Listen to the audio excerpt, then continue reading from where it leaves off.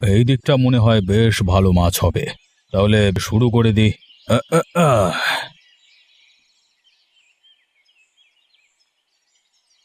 মনে হচ্ছে বড় কোনো জিয়াল মাছ এসেছে। এই তো। আয় আয় আয় আয় আয়, পেয়ে গেছি।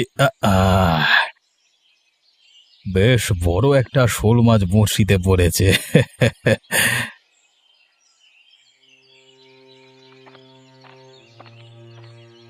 কি ব্যাপার আলাউদ্দিন মিয়া, আপনি এই ঘাটে এসেছেন কেন? এই ঘাটে তো আপনার আসবার কথা নয়। আপনার ঘাটে গিয়ে আপনি মাছ ধরছেন না কেন? এটা তো আমার ঘাট। রশিদ মিয়া, আপনাকে এত কথা বলতে কে বলেছে? ঘাট জারি হোক, আমার নাম আলিমুদ্দিন।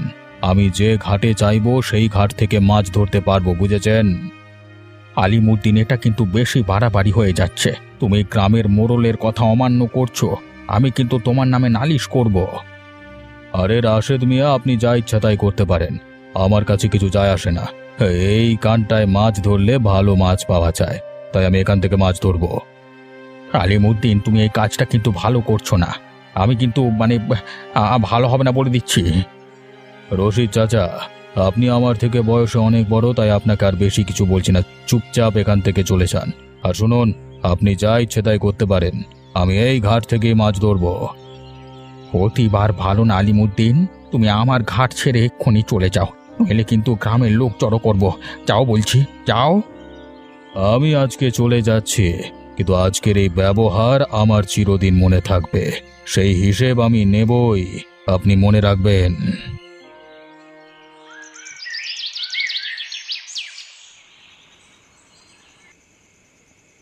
নাসির, আরে ও নাসির, বাড়িতে আছো? আরে আলিমুদ্দিন চাচা, আসুন আসুন, মানে নিশ্চয়ই কোনো গুরুত্বপূর্ণ বিষয় নিয়ে আমার বাড়িতে এসেছেন, না হলে সচরাচর তো আপনি আমার বাড়িতে আসেন না। নাসির, তুমি ঠিক ধরতে পেরেছো। আমি সত্যিই একটা গুরুত্বপূর্ণ বিষয় নিয়ে তোমার সাথে কথা বলতে এসেছি। আলিমুদ্দিন চাচা, বলুন তো, আপনি কি কথা বলতে এসেছেন? আমি এসেছি ওই রশিদ খুড়োর বিষয়ে কথা বলতে। ওই বুড়ো প্রচুর বার বেড়েছে। ওর একটা গতি করতে হবে, না হলে আমাদের ভবিষ্যতে সমস্যা হয়ে যাবে। এই বুড়ো মানে আবার আপনাকে কি করেছে? আজকে সকালে আমি বিদেশে পাড়ি গেছিলাম মাছ ধরবার জন্য। আমার ঘাটে অনেকক্ষণ বসেও আমি একটাও মাছ পেলাম না। এরপর আমি ঘুরতে ঘুরতে রশিদ মিয়ার ঘাটের কাছে গিয়ে মাছ ধরা শুরু করলাম এবং একটি বড় শোল মাছ ধরতে পেরেছিলাম। বাহ চাচা বাহ, তুমি তোমার ঘাটে মাছ পাওনি, কিন্তু রশিদ কুড়োর ঘাটে গিয়ে একখানা ভালো মাছ ধরতে পেরেছে, সমস্যা কোথায়? সমস্যা তো এখানেই। আমি যখন মাছ ধরছিলাম তখন রশিদ খুড়ো এসে আমাকে বাধা দেয়। আমাকে আইন দেখাচ্ছিল। বলছিল আমি কেন ওর ঘাটে বসে মাছ ধরছি, এটা তো ওর নাম গ্রামের মোড়ল ঠিক করে দিয়েছে এসব। আলিমুদ্দিন চাচা, রশিদ কুড়ো তো ঠিক কথাই বলেছে। গ্রামের মোড়ল মানে সবার জন্য বিলের ঘাট নির্ধারিত করেছে। যে যার ঘাট থেকে মাছ ধরতে, অন্যের ঘাটে মাছ ধরলে তাকে কিছুদিনের জন্য মানে মাছ ধরা থেকে বিরত থাকতে হবে, এটা তো জানি, নিয়ম আছে। সে তো আমি জানি নাসির, তাই জন্যই তো তোমার কাছে এসেছি। এত নিয়ম মেনে চললে আমাদের মাছ ধরবার ধান্দা লাটে উঠবে। আলিমুদ্দিন চাচা, মানে কথাটা তুমি ঠিকই বলেছো। গ্রামের মোড়লের আইন অনুযায়ী চললে সত্যি আমাদের মাছ বেচার ব্যবসা বন্ধ হয়ে যাবে, মানে সেই জন্যই তো আমি বলছি একটা ব্যবস্থা করতে হবে। ওই বুড়ো আমাকে ধমকি দিয়েছে, আমাকে নাকি গ্রামের মোড়লের কাছে নিয়ে যাবে, আমার নামে নালিশ করবে। তাহলে তো এই পুরো মানে রশিদ করে যদি তোমার নামে নালিশ করে, তাহলে তো তোমাকে গ্রামের মোড়ল হিসেবে শাস্তি এবং কিছুদিনের জন্য মাছ ধরা থেকে বিরত থাকতে হবে। সেই জন্যই তো তোমার কাছে এসেছি। ওই রশিদ খুড়োর একটা ব্যবস্থা করতে হবে। ও থাকলে আমাদের বাড়া ভাতে ছাই দেবে। মানে আপনি কি ঠিক বলতে চাইছেন, মানে আমি এটাই বলতে চাইছি যে ওই বুড়ো রশিদ মিয়ার এক পা আগে থেকেই কবরে ঢুকে আছে। তাহলে সম্পূর্ণ দেহটাকে কবরে ঢুকিয়ে দেওয়ার ব্যবস্থা করি দুজন মিলে, তাই না? তাহলে এই কাজটা কি করে, মানে কালকে যখন রশিদ খুড়ো গ্রামের মোড়লের কাছে আমার নামে নালিশ করতে যাবে, তখন তাকে মুখ চাপা দিয়ে ধরে ওই বিলের পাড়ে নিয়ে গিয়ে খাল্লাস করে দেব। তারপর বিলের জলে ফেলে দেব।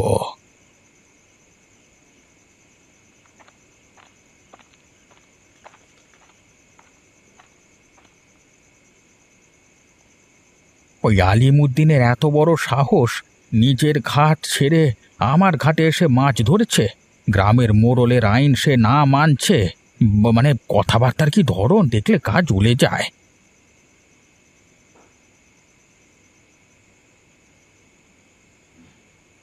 কি হয়েছে শুনি?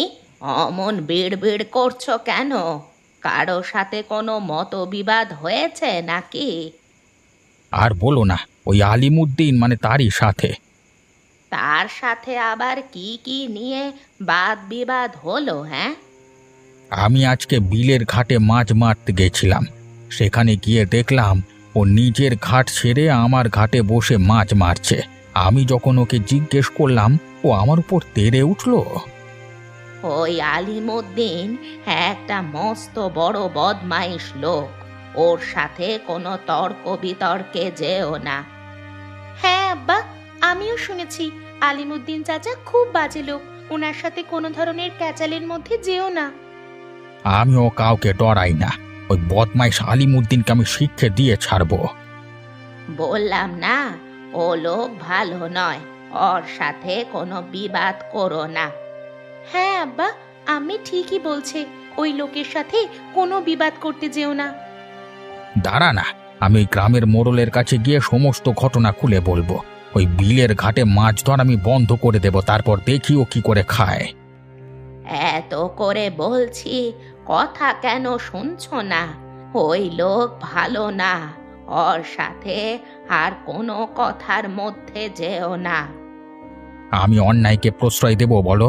অন্যায় করেছে, ওর বিরুদ্ধে আমি মোড়লের কাছে গিয়ে নালিশ করব। ওকে একটা শিক্ষা দেওয়া উচিত, না হলে ওর আস্পর্ধা দিন দিন বেড়ে যাবে।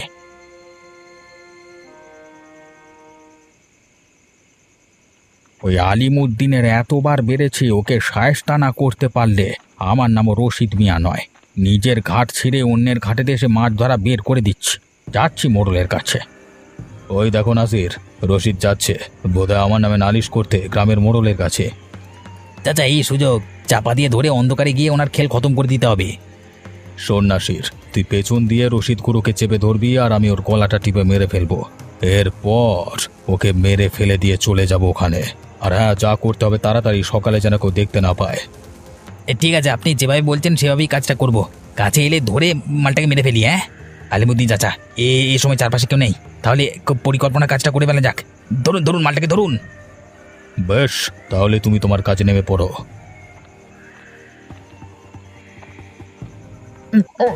ছাড়ো, আমাকে ছাড়ো।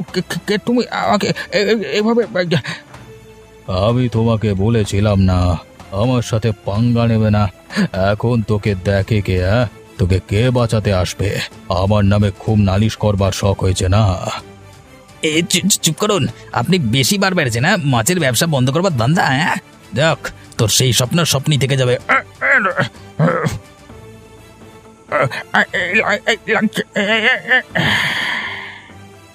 নাসির, হয়ে গেছে আমাদের কাজ, এবার ওকে ধরে জলে ফেলে দিই, চলো।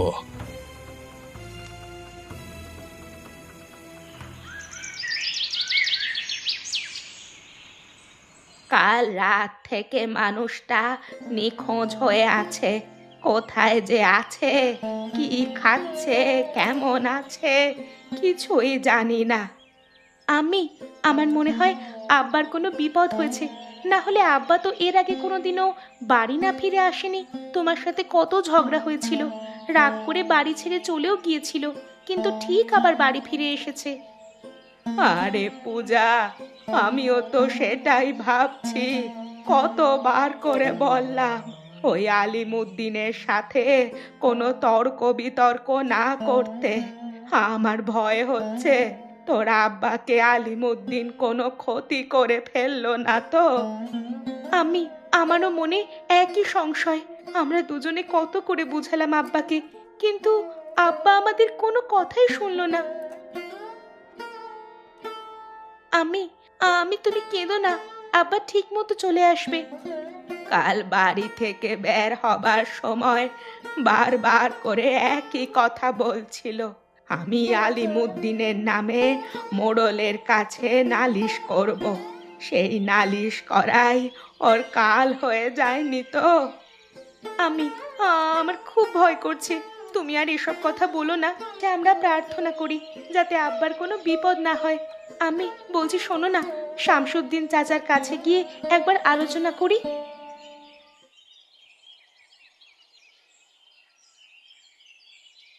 কি হয়েছে? তোমার শরীর খারাপ লাগছে নাকি? কেন এভাবে মনমরা হয়ে বসে আছো? শরীর আমার ঠিকই আছে, তবে কালকে রাতে একটা কাজ করে ফেলেছি, সেই নিয়ে একটু চিন্তায় আছি। কি কাজ করে ফেলেছো শুনি? ওই যে রশিদ খুড়া আছে না, ওই বুড়োটাকে কালকে মেরে ফেলেছি। তুমি ওই বুড়োটাকে কেন মেরে ফেললে? আরে ওই বেটা আমার পেটে লাথি মারবার পরিকল্পনা করেছিল, তাই আমাকে রাস্তা থেকে সরিয়ে দিয়েছি। কেন? বুড়ো তোমার কি ক্ষতি করতে চেয়েছিল? সেদিন ওই বিলের ঘাটে মাছ ধরতে গেছিলাম। আমার নামে যে ঘাট নির্ধারিত করা ছিল সেখানে অনেক চেষ্টা করেও কোনো মাছ ধরতে পাইনি, তাই আমি ওই বুড়োর ঘাটে গিয়ে একটা শোল মাছ ধরলাম। ও, এই কথা? এই সাধারণ কথা নিয়ে ওনার সাথে কিসের আবার বিবাদ হলো তোমার?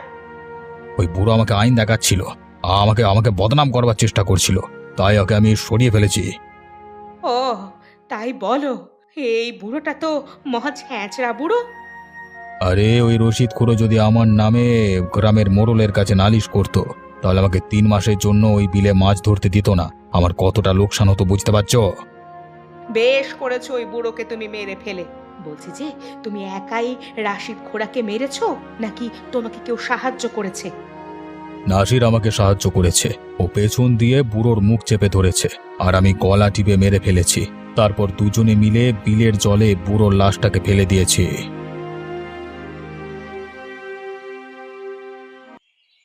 নাসির, এদিকে এসো, তোমার সাথে কথা আছে। আলিমুদ্দিন চাচা বলুন, কি কথা বলতে এসেছেন? আবার কাউকে টপকাতে হবে নাকি? আরে না না, আর কাউকে টপকাতে হবে না, আমি তোমাকে সাবধান করতে এসেছি। আলিমুদ্দিন চাচা, আপনি ওই রশিদ খুড়োর খুনের ব্যাপারটা নিয়ে এত বেশি চিন্তা করবেন না। কাউকে কিছু বলবো না আমি। আরে সে তো আমি জানি, কিন্তু তাও একটা কথা আছে, সাবধানের মান নেই। তাই এই বিষয় নিয়ে কারোর সাথে কখনো কোনোদিন কথা বলবে না। এটা আপনি ঠিক কথাই বলেছেন। একদিকে ভালোই হয়েছে লাশটাকে আমরা বিলের জলে ফেলে দিয়েছি। ওই বুড়োর লাশটা কোত্থেকে কোথায় চলে যাবে কেউ টের পাবে না।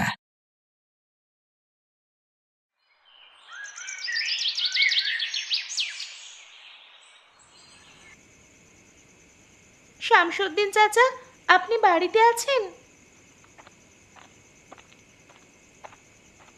ও পূজা, সাথে ভাবিও এসেছে? তা কি ব্যাপার, কোনো বিশেষ কারণে এসেছো বুঝি? না হলে তো সচরাচর তোমরা কখনো আমার বাড়িতে আসো না। হ্যাঁ শামসুদ্দিন, আমরা একটা বিপদে পড়েই এসেছি। কি বিপদ হয়েছে ভাবিজান, আমাকে খুলে বলো। শামসুদ্দিন চাচা, গতকাল থেকে আমার আব্বা নিখোঁজ হয়ে আছে। কাল সন্ধেয় বেরিয়েছিল, তারপর আর বাড়ি ফেরেনি। তাই আমাদের ভীষণ দুশ্চিন্তা হচ্ছে আব্বাকে নিয়ে। তাই তোমার কাছে এসেছি। আচ্ছা বলো তো, কারোর সাথে আমাদের মিয়ার ঝগড়া হয়েছিল কি? হ্যাঁ শামসুদ্দিন চাচা, ওই আলিমুদ্দিন চাচার সাথে নাকি বিলের ঘাটে মাছ ধরা নিয়ে আব্বার সাথে ঝামেলা হয়। আলিমুদ্দিন চাচা ওনার ঘাট ছেড়ে আমাদের ঘাটে মাছ ধরতে এসেছে বলে আব্বা ওনাকে বাধা দেয়। সেই নিয়েই তর্ক বিতর্ক। ওই বদমাইশ আলিমুদ্দিনের নামে গ্রামের মোড়লের কাছে নালিশ করার হুমকি দেয় পূজার আব্বা। আমি আর আম্মু মিলে আব্বাকে অনেক বুঝাই যে তুমি ওই বদমাইশ আলিমুদ্দিন চাচার সাথে আর কোনো ঝগড়া করো না, কারণ লোকটা ভালো মানুষ নয়। কিন্তু আব্বা আমাদের কোনো কথা শুনলো না। এরপর গ্রামের মোড়লের কাছে নালিশ করবার জন্য বেরিয়ে যায়, কিন্তু তারপর থেকে আর বাড়ি ফিরে আসেনি। আমাকে একটু দেখতে দাও। আমি বুঝতে পারছি। আমি আমি স্পষ্ট দেখতে পেলাম আর আব্বাকে মেরে ফেলা হয়েছে। আর ওনার ভ্রাতৃত্ব আপনার এই গ্রামেই ঘুরে বেড়াচ্ছে। আমার সব শেষ হয়ে গেল রে, আমাকে আঘাত করে চলে গেল রে। আব্বা গো, তুমি কোথায় গেলা? আমাদের ছেড়ে কোথায় গেলা ওরে আব্বা? শান্ত হন ভাবিজান, শান্ত হন পূজা, তোমরা চিন্তা করো না, বাড়ি ফিরে যাও।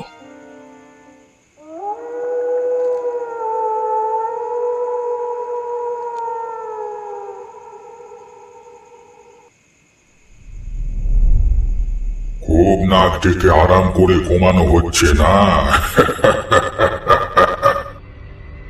কে কে আপনি? আমাকে চিনতে পারছিস না? ভালো করে দেখ আমাকে। আপনি আপনি কে কে কে? আপনাকে আপনাকে চিনতে পারলাম না তো। কে কে কে কে এসেছেন কেন এখানে? আমি রাশিদ খুড়ো, তোর ওই স্বামী আলিমুদ্দিন আমাকে গলা টিপে মেরে ফেলেছে, তাই আমি প্রতিশোধ নিতে তোর কাছে এসেছি।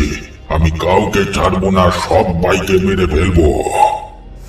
বাঁচাও, বাঁচাও, ভূত!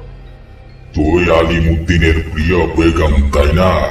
তোকে আমি আগে মারবো, তারপর আলিমুদ্দিনকে।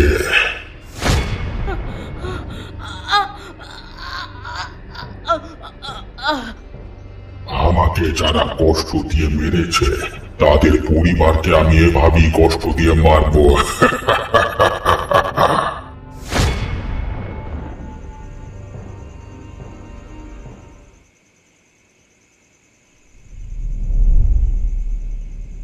বেগম, ও বেগম, ঘুমাচ্ছ নাকি?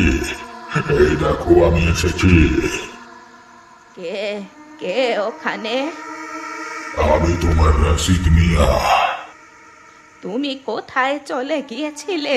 ওই শামসুদ্দিন মিয়া আমাকে বলল তোমাকে নাকি মেরে ফেলেছে, কিন্তু এই তো তুমি আবার ফিরে এসেছো। না বেগম, আমি সেই রশিদ নই। আমাকে ওই আলিমুদ্দিন আর নাসির মিলে গলা চিপে মেরে ফেলেছিল, তারপর আমার লাশ জলে ফেলে দেয়। কিন্তু আমার অতৃপ্ত আত্মা প্রতিশোধ নেওয়ার জন্য আবার ফিরে এসেছে। কি হলো আমার? সব শেষ হয়ে গেল। তুমি এভাবে আমাকে ছেড়ে চলে গেলে। আমি এখন পূজাকে নিয়ে একা কি করে বেঁচে থাকবো? কেঁদো না বেগম, কেঁদো না। যা হওয়ার হয়ে গেছে। আমি এখন ওই আলিমুদ্দিন আর নাসিরকে মেরে আমার খুনের বদলা নেব। আমি এখন আসি।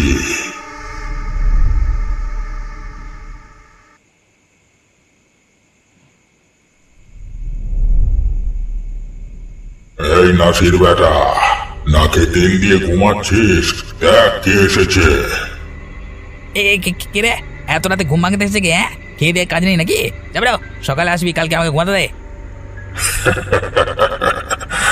কালকে সকাল তুই আর দেখতে পাবি না। আজকে রাতেই তোর খেলা শেষ। ও, বড্ড বিরক্ত করছে তো। আরে কে রে তুই? এত রাতে তুই এখানে চিৎকার করছিস? চলে যা, নাহলে কিন্তু তোর একদিন কি আমার একদিন। একবার উঠে দেখ কে এসেছে। দেখ তো একবার চিনতে পারিস কিনা আমাকে।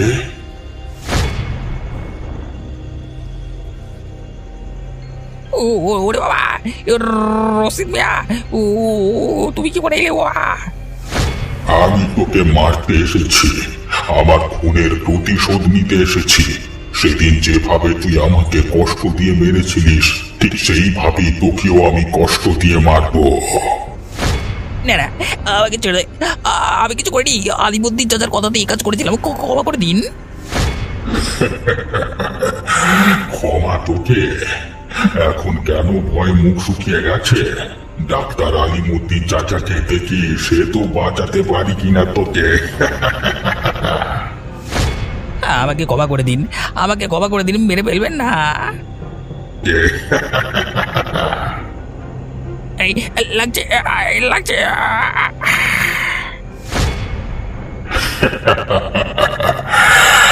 এবার একজন বাকি আছে, তাকেও আমি শেষ করব। কিন্তু এর আগে একটা কাজ আছে। আমার ভুল কবুল করতে হবে এক নেক বান্দার কাছে।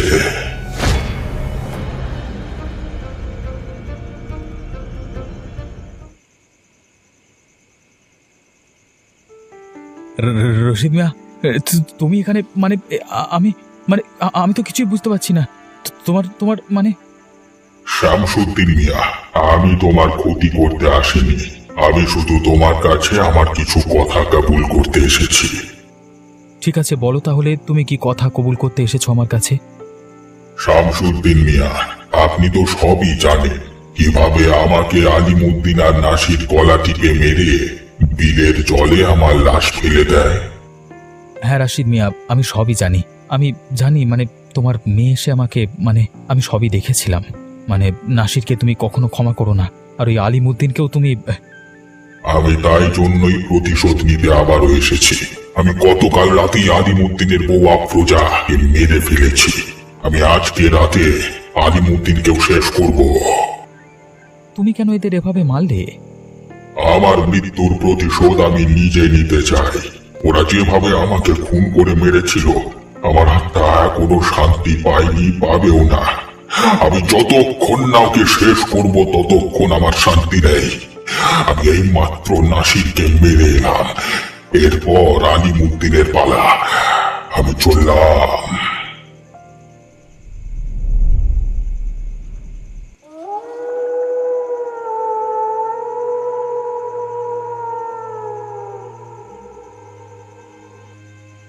আমার বেগম আমার আমার আমার দিলের টুকরা আফরোজাকে মেরে ফেলেছে ওই রাশিদের ভূত। জীবিত থাকতে বাবাকে শান্তি দিচ্ছিল না, এখন মরেও শান্তি দিচ্ছে না। আবার সুন্দরী বউ আফরোজাকে মেরে ফেললো। কে আলিমুদ্দিন মিয়া? কার শোকে কাঁদছিস? রাশিদ মিয়া, আপনি তুমি তুই এখানে কিভাবে? আলিমুদ্দিন মিয়া, তুই জানিস না আমি কেন এসেছি? সেদিন তো খুব আমাকে অপমান করেছিস, খুব মেরে ফেলেছিলিস আমাকে। এখন কেন মুখ শুকিয়ে গেছে আমাকে দেখে? আমাকে ক্ষমা করে দিন রাশিদ চাচা, আমি এর আগের মাথায় ভুল সিদ্ধান্ত নিয়ে ফেলেছিলাম, ক্ষমা করে দিন। আরে আমি তো শুধু তোকে আমার ঘাটে মাছ আনতে বারণ করেছিলাম, আর সেই সাধারণ কথা নিয়ে তুই আমাকে মেরে ফেললি। আমারও তো বাড়িতে বউ আছে, মেয়ে আছে, তাদের কথা ভেবেও তো আমাকে ছেড়ে দিতে পারতিস। রাশিদ চাচা, আপনার পায়ে পড়ি, আমার বড় ভুল হয়ে গেছে, আমাকে ক্ষমা করে দিন। ভাবি জানার আপনার মেয়েকে আমি সারা জীবন দেখে রাখবো। তোর কথা শুনে আমার হাসি পাচ্ছে। এসব কথায় আর কিচ্ছু হবে না, আমি তোকে মেরে শান্তি পাবো।